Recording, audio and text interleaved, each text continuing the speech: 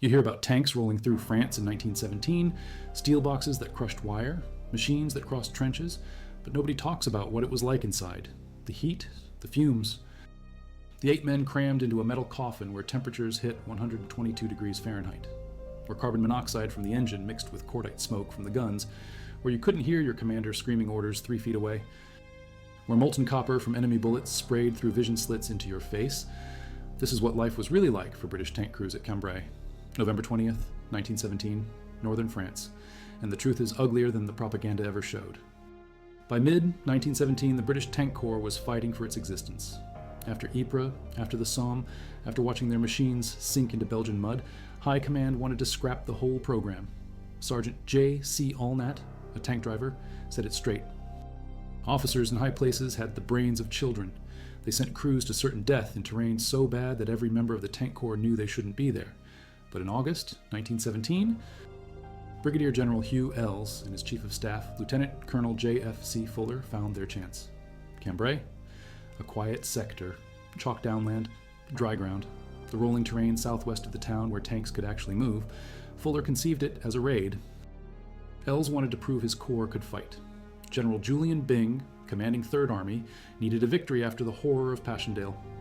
They combined the plans, no preliminary bombardment this time.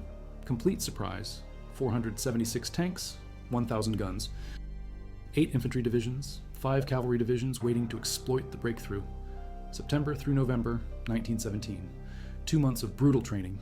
The Tank Corps reorganized sections from 4 tanks to 3, so every company had a 4th section in reserve. They rehearsed new drills, practiced with fascines, those 10-foot-long bundles of brushwood bound with chains that would fill German trenches, trained with infantry who'd follow them through the Hindenburg Line. At Wylie, the main training ground near Arras, crews worked their machines until every mechanical defect was eliminated.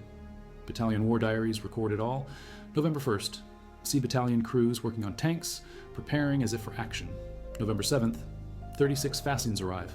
Major Johnson demonstrates correct fastening. November 8th, F Battalion training in attack and wire pulling with the 12th Division. Men not employed continue work on tanks, practice with the new fascine type issued to cross extra-wide trenches.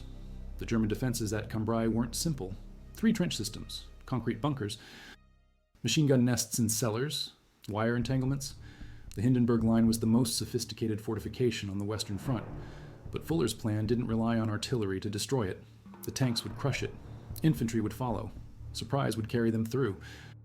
November 17th through 19th. The tanks move up. War diaries track every battalion. A battalion tanks move from Desar Wood to Villers-Pluich. B Battalion, all tanks to starting points. No 5 company leaving at 4:15 in the afternoon. All in position by 3 in the morning. I Battalion, 26. Company leaves lying up place at 5 in the evening. 11 tanks in position at starting points by 8:30. 1 tank, Iva 24, arrives at 2 in the morning, November 20th, due to mechanical trouble. The secrecy was absolute. Tanks moved at night, camouflaged by dawn. German aerial reconnaissance saw nothing.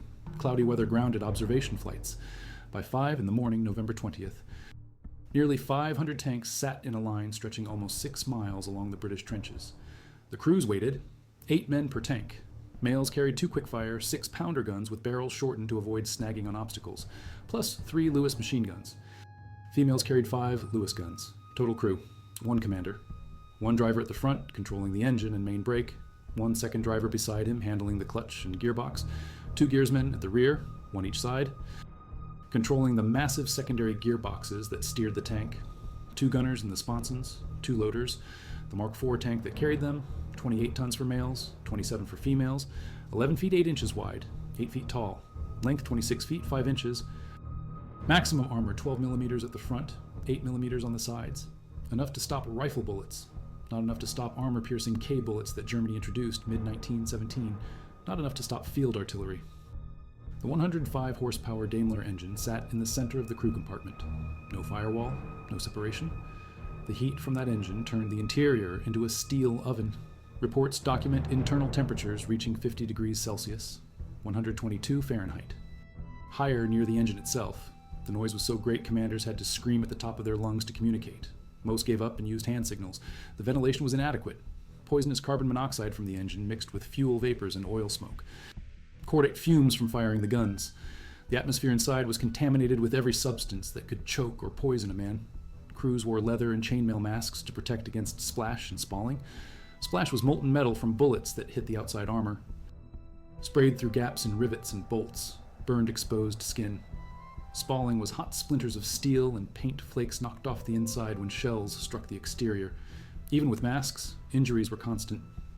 Crews also carried gas masks because chemical weapons were standard on both sides. Leather helmets protected heads from projections inside the tank. Men sat or crouched beside the roaring engine in temperatures over 100 degrees, breathing poison, waiting for the order to advance. The fuel system. The Mark IV had a 70-gallon petrol tank mounted externally at the rear between the track horns, relocated from the dangerous front position of the Mark I. An autovac vacuum feed pump drew fuel uphill to the engine. When tanks ditched in craters, the gravity feed failed. The autovac was supposed to fix this, but crews still had mechanical failures. The ammunition. Males carried 180 high-explosive rounds for the 6-pounders. Lewis gun magazines held 96 rounds each. Females relied entirely on machine guns. The weight of ammunition alone added tons to the interior. The steering mechanism? To turn, one gearsman put his secondary gearbox into neutral and applied a brake to the undriven track, while the other track continued driven. It required 4 men to maneuver. Commander and driver at front controlling engine and brakes. 2 gearsmen at rear. Communication between them was nearly impossible over the engine noise. Tanks often overshot targets or crashed into obstacles because the commander couldn't make the gearsmen understand the orders. 6:10 in the morning. The tanks begin creeping forward to correct positions. 0 hour set for 6:20. At 6:15, Brigadier General Hugh Ells appears at the center of the line carrying his flag of red, brown, and green, the new tank corps colors he designed himself. He announces to the crew of Hilda, one of the H Battalion tanks commanded by Lieutenant Leach, that he would be traveling with them. He's leading from the front, a brigadier general, riding into battle in a tank. The gesture galvanizes the corps. At 6:20, the artillery barrage begins from 1,000 guns. The tanks advance. 8 British divisions against 3 German divisions. The element of surprise is complete. German outposts, dazed by the sudden deluge of shells, are overrun instantly. Captain D.G. Brown reports tanks dipping and rearing and clawing their way across into almost unravaged country beyond. Defenders running panic-stricken, casting away arms and equipment. German soldiers either fled in terror or surrendered in droves. Within hours, the British forced the Second Army back, taking 7,500 prisoners. But inside the tanks, conditions were already hellish. Even in early morning, crews were sweating, temperatures climbing past 100 degrees, men in leather and chainmail masks, breathing through the protection, trying not to inhale too much carbon monoxide, the noise, the heat, the fumes. Some crews wore their gas masks for the greater part of the day, eyes sore, throats dry. The ventilation so poor that men sometimes lost consciousness inside the tank, but more often collapsed when getting out into fresh air. Symptoms suggestive of carbon monoxide poisoning, high temperatures combined with humidity, both identified as causes. Crews had to endure these conditions for 7 or 8 hours at a time during a major battle. Sometimes longer, no breaks, no relief. You stayed in that steel box until the mission ended or the tank was knocked out. The fascines worked. German engineers had widened trenches to 13 or 14 feet, wider than a tank's 10-foot crossing ability. But the British had foreseen this.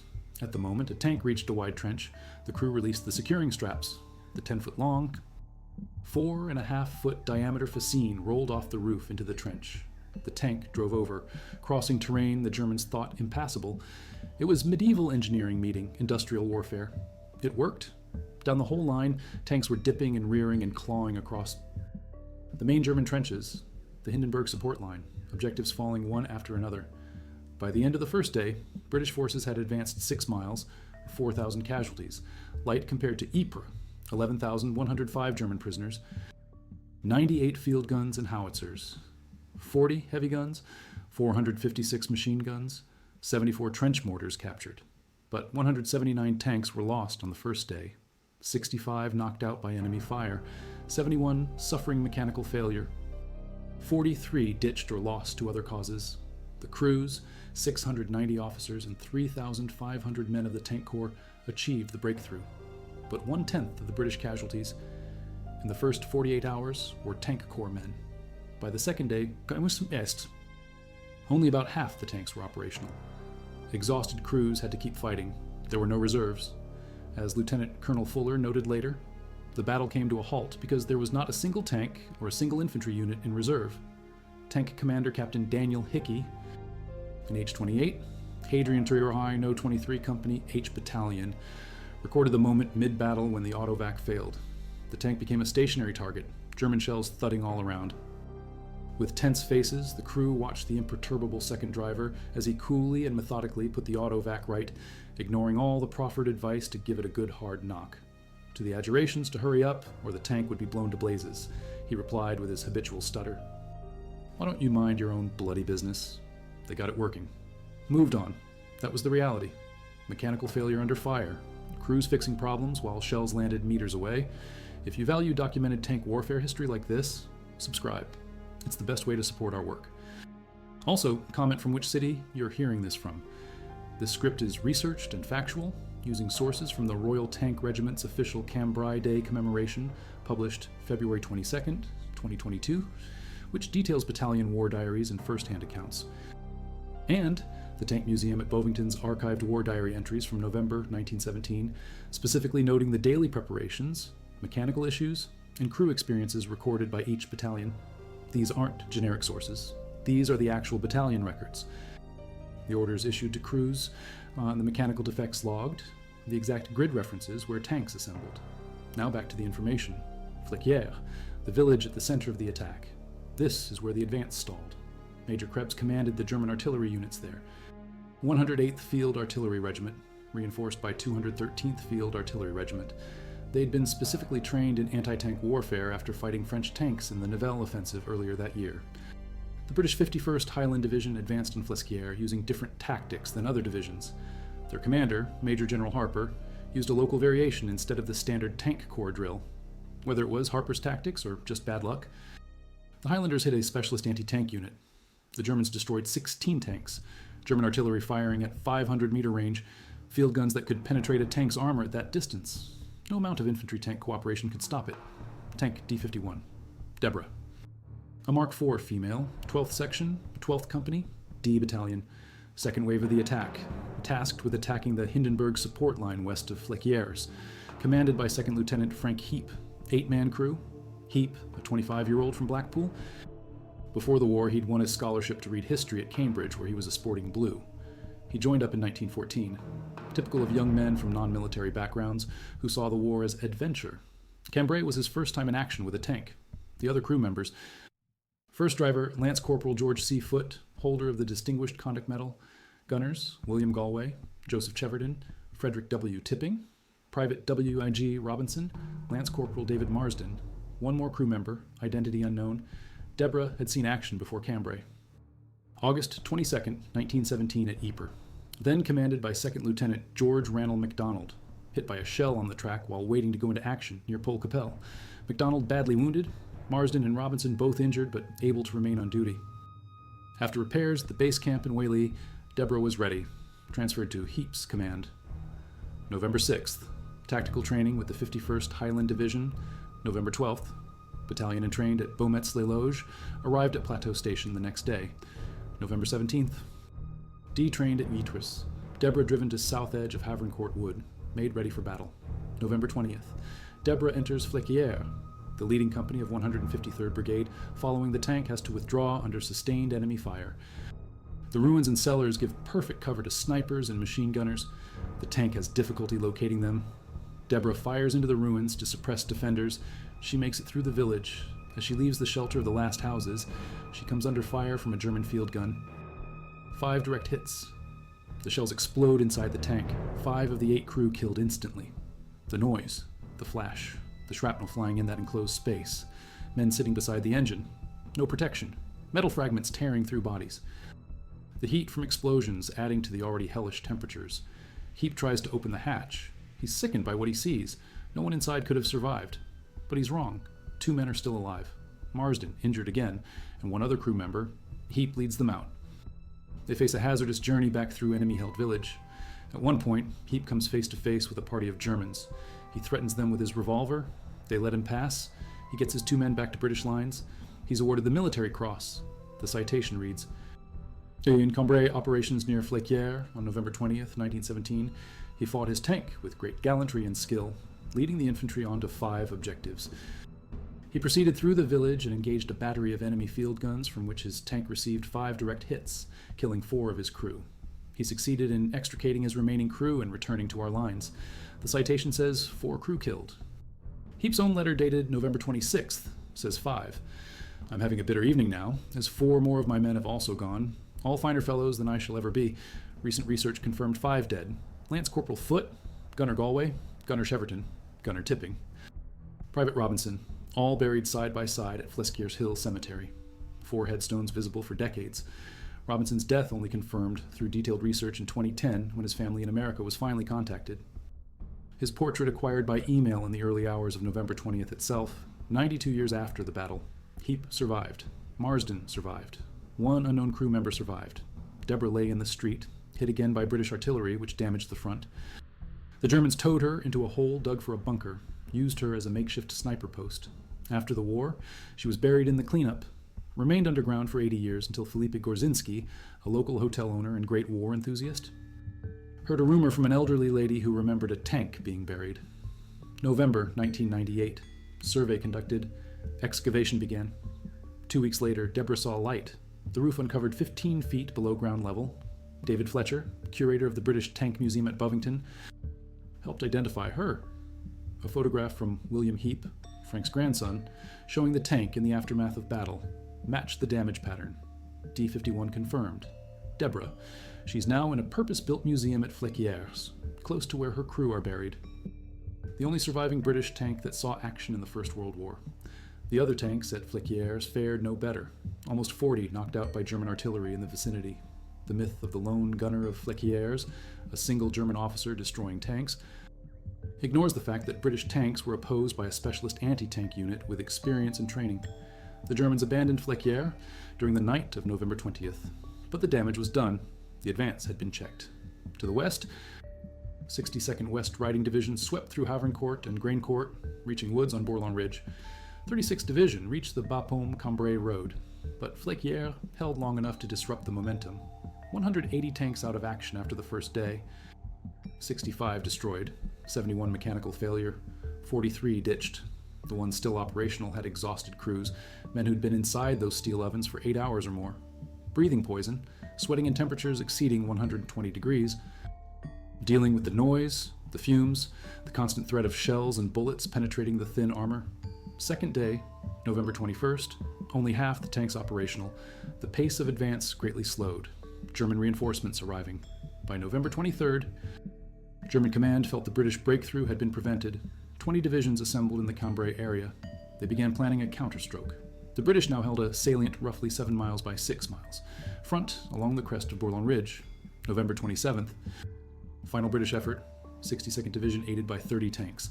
Early success reversed by German counterattack November 28th. Offensive stopped. British troops ordered to dig in. Germans concentrated artillery on new British positions. More than 16,000 shells fired into the wood that day.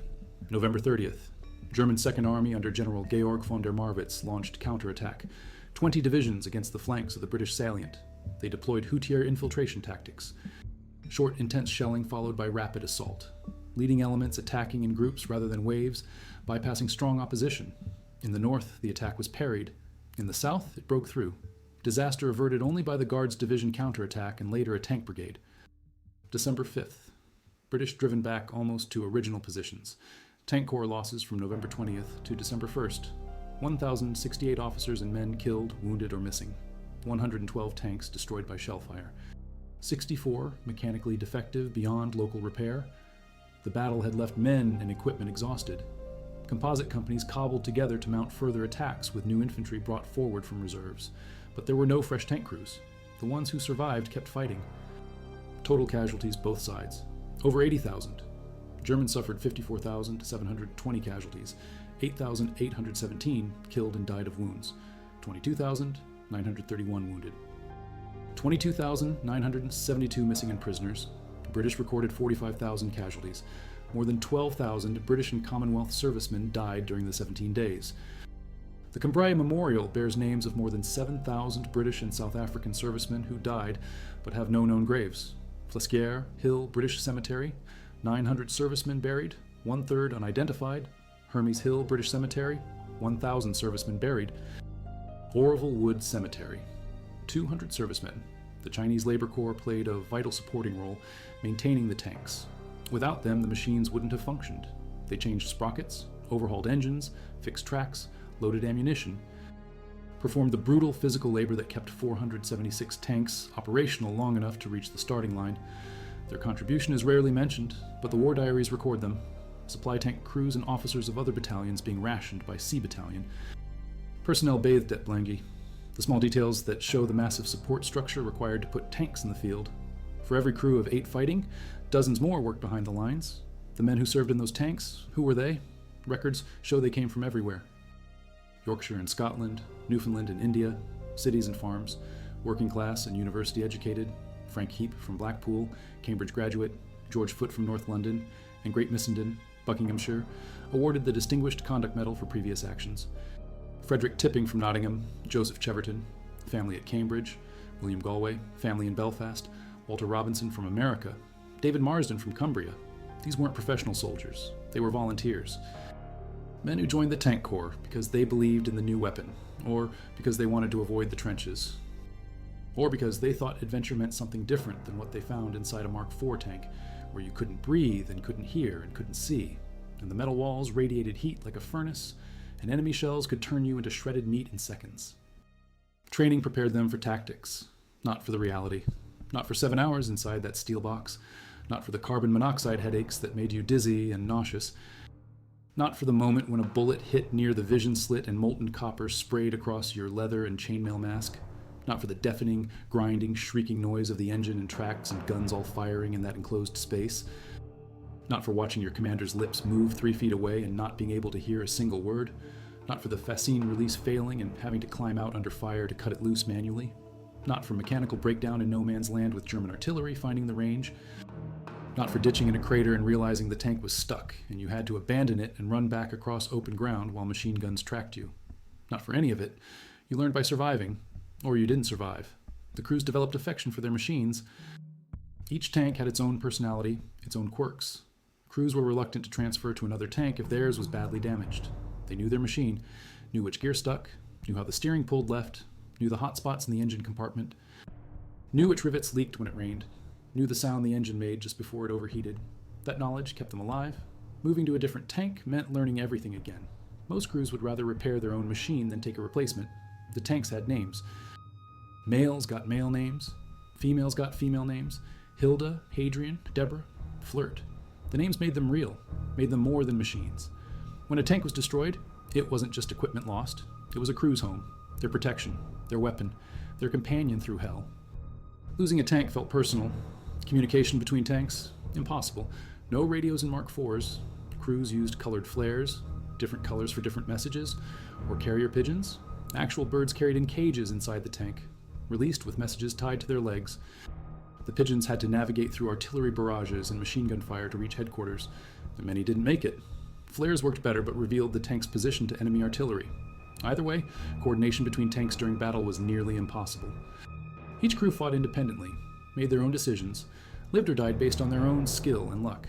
The Battle for Cambrai did not end with a bugle call or a signed treaty. It bled out. By the 7th of December, 1917, the British salient, once a proud bulge into German territory, was a mangled scar. The ground they had gained at such cost was almost entirely lost. The men who remained were not victors. They were survivors. The prevailing mood was one of bitter irony.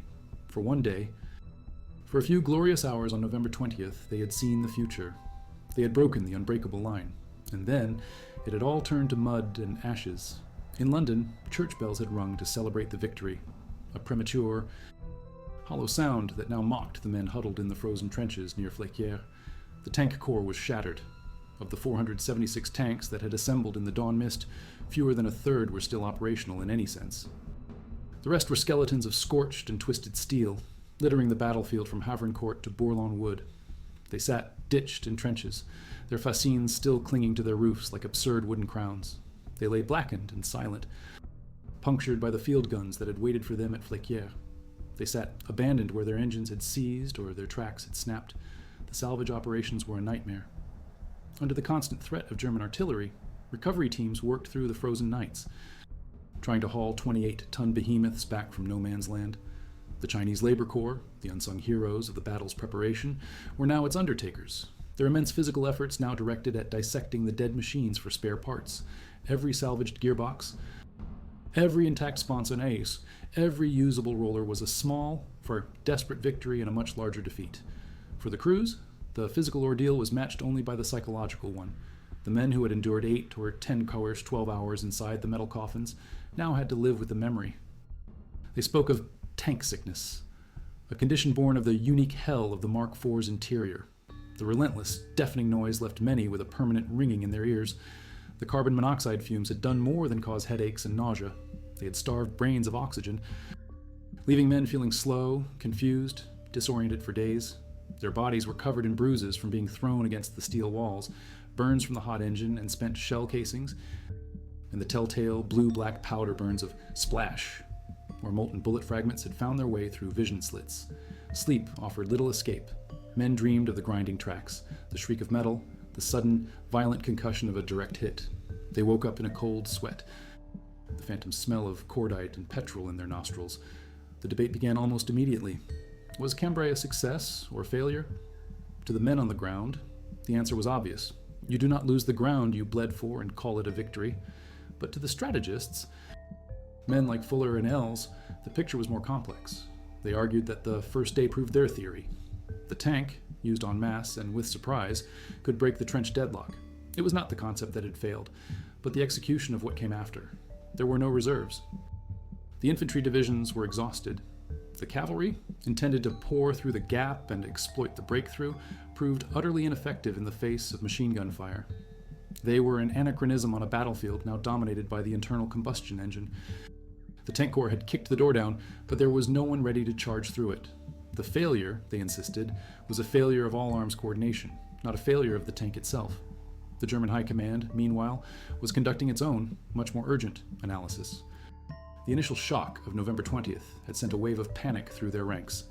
They had believed the Hindenburg Line to be impregnable. For a British force to slice through it with such speed was terrifying. They collected reports from the front. They interrogated prisoners. Most importantly, they examined the captured British tanks. German engineers swarmed over the hulks of machines like Deborah D-51. They measured the armor thickness, a maximum of 12 millimeters. They analyzed the engine, a 105 horsepower Daimler. They noted the placement of the guns and the awkwardness of the steering mechanism. Their conclusions were twofold. First, they needed better anti-tank weapons immediately. The standard rifle was useless. The 7.92mm K bullet, the steel-cored armor-piercing round at D could work at close range, but it was not enough. They needed dedicated anti-tank rifles, and they needed their field artillery crews to be drilled relentlessly in engaging moving targets. The lesson of Flequières, where trained gunners had decimated the British advance, was not lost on them. Second, Germany needed its own tanks. The captured Mark IVs, which they repaired and put into service against the British under the name Beutepanzer, were a stopgap. The German answer was already on the drawing board, the A7V Sturmpanzerwagen. It was a monster, a true product of German engineering philosophy. Where the British tank was rhomboidal, designed to cross trenches, the A7V was a slab-sided, top-heavy steel box built on a tractor chassis. It weighed over 30 tons and carried a crew of at least 18 men. 18? It was armed with one 57mm cannon at the front and 6 machine guns bristling from its sides and rear. It was more a mobile fortress than a trench-crossing assault vehicle, but it was a start. Cambrai had forced Germany into the armored warfare arms race. The lone British innovation now had a rival. The age of the tank versus tank battle was dawning. Back in the British sector, the lessons of Cambrai were being absorbed with grim determination. The surviving crews, men like Second Lieutenant Frank Heap, wrote their letters home, trying to articulate the horror and the pride. Heap, awarded the Military Cross for his bravery at Flequières, was now without his tank, Deborah, and without 5 of his crew. His letters reveal a man grappling with the immense burden of command and loss. He celebrated the medal not for himself, but for his men, the finer fellows buried in Flequières Hill Cemetery. These men, and thousands like them, were the human price of the lessons learned. And the lessons were profound. The first and most critical lesson was mechanical reliability. 71 tanks had been lost on the first day to mechanical failure alone. The Mark IV was a pioneer, but it was a deeply flawed machine. Its transmission was a nightmare. Its engine was underpowered and prone to overheating. The autovac fuel system was a constant source of anxiety. The tank corps demanded something better. The result was the Mark V tank. From the outside, it looked largely similar to the Mark IV, but inside, it was a revolution. It was fitted with a new, more powerful, 150 horsepower Ricardo engine. It had a stronger transmission and improved track rollers. Most importantly, it had epicyclic gears. This innovation meant that one man, the driver, could now steer the tank by himself. No more screaming orders to two gearsmen in the deafening rear of the tank. The driver now had full control. It was a change that fundamentally transformed the tank's agility and responsiveness on the battlefield. The crew was reduced to 7 hours, and a dedicated commander's cupola was added to the roof, giving him a far better view of the battle than peering through a narrow vision slit. The Mark V was the tank the crews at Cambrai had dreamed of. The second lesson was specialization. The failure of the cavalry to exploit the breakthrough created a new demand. The heavy tanks were for breaking the line, but a faster, lighter tank was needed to operate in the open country beyond, to harass retreating enemy troops, and to function as a kind of mechanical cavalry. The answer was the medium Mark A, better known as the Whippet. Manned by a crew of 3 or 4 Rs weighing 14 tons, and capable of a top speed of over 8 miles per hour, more than double that of the Mark V, the Whippet was designed for speed and pursuit. It was armed only with machine guns. But its purpose was not to fight fortifications. Its purpose was to run rampant in the enemy's rear areas, spreading chaos and panic. Cambrai's failure had directly given birth to the twin concepts of the main battle tank and the fast cavalry tank, a doctrine that would dominate armored warfare for a century. The third lesson was communication. The pigeons and colored flares of 1917 were hopelessly inadequate. While radios were still too bulky and fragile to be fitted into most tanks, new systems of signaling were developed. More importantly, the doctrine of infantry-tank cooperation was refined into a science. Infantry were trained to advance behind the tanks, using them as mobile machine gun nests, and to protect them from enemy anti-tank teams. Artillery was taught to lay down a creeping barrage that moved just ahead of the advancing tanks, suppressing enemy guns. The concept of the all-arms battle, a symphony of armor, infantry, and artillery working in concert, was born in the mud and chalk of Cambrai. It was a doctrine that required immense training and discipline, a far cry from the hopeful but often chaotic charges of 1917. The winter of 1917 turned into the spring of 1918. The tank corps rebuilt. New men arrived from England, full of enthusiasm, and were paired with the grizzled, weary veterans of Cambrai, who taught them the real lessons of survival. They trained on the new Mark V tanks, marveling at the relative ease of driving them. They practiced drills with the infantry until their movements were second nature. Meanwhile, the war had entered its most desperate phase. In March 1918, the German army, reinforced by divisions from the now collapsed Eastern Front, launched Operation Michael, the spring offensive. It was a massive, last-ditch attempt to win the war before the American armies could arrive in France in overwhelming numbers. The German assault, using new Sturmtruppen infiltration tactics, shattered the British Fifth Army. For a few terrifying weeks, it seemed they might succeed, but the Tank Corps, reborn and re-equipped, was thrown into the fray. At Villers-Bretonneux in April 1918, a desperate counterattack was launched. This battle saw the world's first ever combat between opposing tanks. A British section of 3 Mark IV tanks, 2 females and 1 male, engaged a German detachment of 3 A-7Vs. It was a clumsy, slow-motion affair. The machine guns of the female tanks were useless against the A-7V's armor.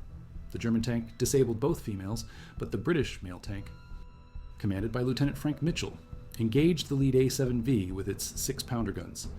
After several shots, the German tank was hit 3 times, heeled over, and the crew abandoned it. Mitchell's tank was then knocked out by German artillery, but he and his crew escaped. In the sky above, aircraft from both sides strafed the battlefield. It was a small-scale engagement, but it was a glimpse of the future of warfare, a 3-dimensional battlefield of integrated arms. The German spring offensive eventually ground to a halt. The Allies held the line, and then, in the summer of 1918, it was their turn to strike back. On the 8th of August, 1918, at the Battle of Amiens, the lessons of Cambrai were put into practice on a massive scale.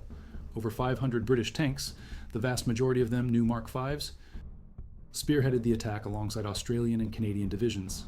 The secrecy was absolute, just as it had been at Cambrai. The artillery barrage was short, violent, and precise.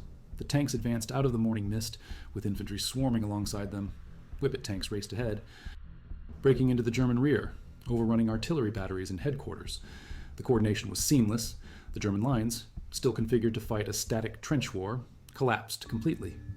The German commander, General Erich Ludendorff, called the 8th of August, the Black Day of the German army. It was the beginning of the 100 Days Offensive, the relentless Allied push that would finally end the Great War. The victory at Amiens was built on the foundation of Cambrai. It was a victory paid for by the 690 officers and 3,500 men of the Tank Corps, who fought in November 1917. It was paid for by the men who suffocated in the fumes and burned in the heat. It was paid for by the crews of the 179 tanks lost on that first bloody day. It was paid for by men like Lance Corporal Foote, Gunner Galway, and Private Robinson, the crew of Deborah, who lie forever in the soil of Flesquières. Their sacrifice was not in vain. They were the pioneers who had navigated the first brutal circles of a new kind of industrial hell. They had proven that the machine could break the deadlock, even if they had not reaped the rewards themselves. The legacy of Cambrai is therefore twofold. It was a tactical failure, a promising breakthrough that soured into a bloody stalemate and ended in retreat. But it was a strategic triumph. It was the moment the tank proved its worth beyond all doubt. It forced a revolution in military tactics for both sides. It created the blueprint for the armored assaults that would dominate the battlefields of the 20th century. When the war ended in November 1918, 1 year after Cambrai, the tank was not a novelty. It was the decisive weapon on the Western Front. The men inside them were no longer seen as reckless eccentrics, but as a new breed of soldier, the modern cavalryman. They had traded the horse for a 28-ton steel box, the lance for a 6-pounder gun, and the open air for a suffocating and noisy, fume-filled chamber. They were the men who drove the machines that crushed the wire, crossed the trenches, and changed the face of war forever. The bells that rang in London in November 1918 were not premature. Their sound was clear and true, an echo of the grinding steel and thundering guns that had first broken the silence on a misty morning near Cambrai.